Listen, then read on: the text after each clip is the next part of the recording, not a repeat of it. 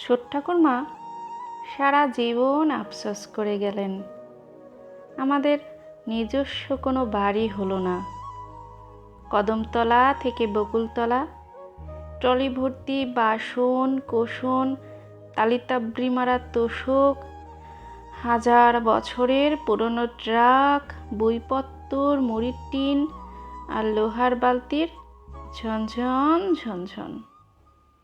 আবার বকুলতলা থেকে বাদামতলা, বাদামতলা থেকে বসন্ত রায় রোড, একটুখানি জলের জন্য কুরুক্ষেত্র, অন্যর বাড়ি সাফ, বাথরুম পরিষ্কার, অন্যর বাগানে রক্ত দিয়ে ফোটানো গোলাপ।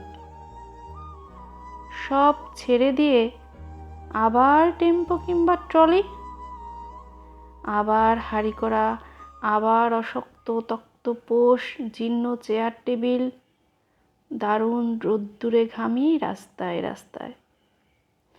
অথচ দেখো, এবারের বাড়িওয়ালি আজ সকালে এই সাজানো গোছানো সংসার রেখে কত সহজেই ধূপধুনো, ফুলমালা আর হরি সংকীর্তনে বাড়ি খালি করে দিল। বস্তুত আমাদের কারোরই কোনো নিজস্ব বাড়ি নেই।